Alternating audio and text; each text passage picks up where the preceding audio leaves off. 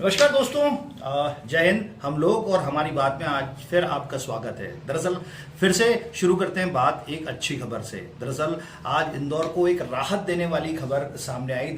Oxygen की जिस खेप के लिए इंदौर काफी लंबे समय से तरस रहा था, आज एक बड़ी खेप ऑक्सीजन की इंदौर को मिली।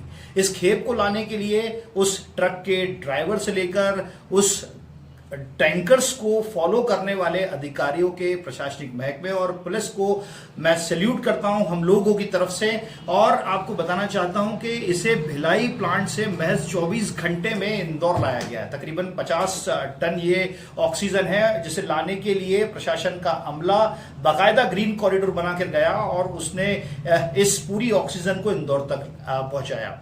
हालांकि इसके बाद भी समस्या जस की तस बनी हुई है। अगर इंदौर की बात करें तो 30 अप्रैल तक इंदौर में ऑक्सीजन की बहुत बड़ी मात्रा की जरूरत पड़ेगी। इसी के साथ मध्य प्रदेश की बात करें तो 800 टन से ज्यादा ऑक्सीजन मध्य प्रदेश के लिए जरूरी है। वर्तमान में इस ऑक्सीजन को लाने के लिए 250 से ज्यादा टैंकरों की जरूरत है, जबकि मध्य प्रदेश के पास 60 से ज्यादा टैंकर इस वक्त उपलब्ध नहीं है। इन सबके बीच एक बार फिर रेमडेसिविर की किल्लत, ऑक्सीजन की किल्लत शहर में देखने को मिली। शमशान घाट के बाहर लाशों का अंबार था। सोशल साइट्स पर दुखद संदेश और अपनों को गंवाने का गम था। परिजन अस्पतालों के बाहर अपनों के लिए बिलख रहे थे और इन सब के बीच एक ट्विटर कैलाश विजयवर्गीय का भी आया, जिसमें उन्होंने कहा कि 2 से 3 दिनों में रेमडेसिविर की समस्या खत्म हो जाएगी। कैलाश विजयवर्गीय ने दावा किया कि रेमडेसिविर बनाने वाली कंपनी के एक अहम ओहदे के अधिकारी से उनकी बात हुई है, जिन्होंने सुनिश्चित किया है कि इंदौर को जल्द ही बड़ी मात्रा में रेमडेसिविर पहुंचाएंगे। इस तरह के बयान सोशल साइट्स और ट्विटर पर नेताओं के आते रहते हैं, लेकिन बड़ा सवाल भी खड़ा करते हैं कि वाकई में आस लगाए बैठे लोगों के लिए ये एक राहत की खबर होगी या नहीं होगी।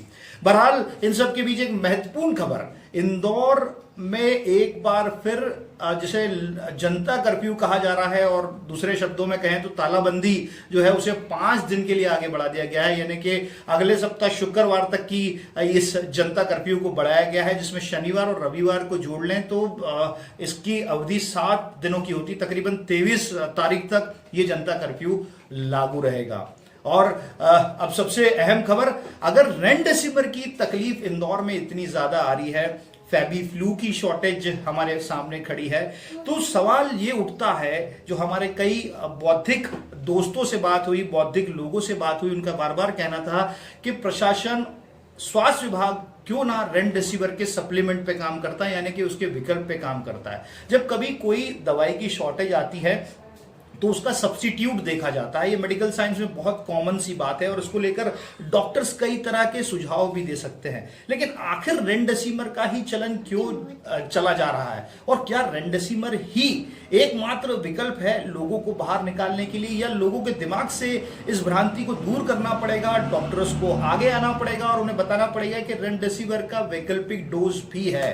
बहरहाल इन सब के बीच इंदौर एक बड़ी समस्या से जूझ रहा है, कोरोना संक्रमण की समस्या से जूझ रहा है, जिसमें तमाम तरह की पेचीदगियां लोगों के सामने खड़ी हैं, आर्थिक रूप से, सामाजिक रूप से और मानसिक रूप से, जिसका इलाज एक ही है दोस्तों, बहुत जरूरी हो तो ही घर से निकलें। और जब घर से निकलें ये मान के चलें अपने आप को लोगों से बचाना है, सामाजिक दूरी से बचाना है और मास्क, सैनिटाइजिंग और जिसे कह सकते हैं सामाजिक दूरी का 100% पालन करना है। यही वो हथियार हैं, यही वो वैक्सीन है जो आपको सुरक्षित रख सकता है, आपको बचा सकता है।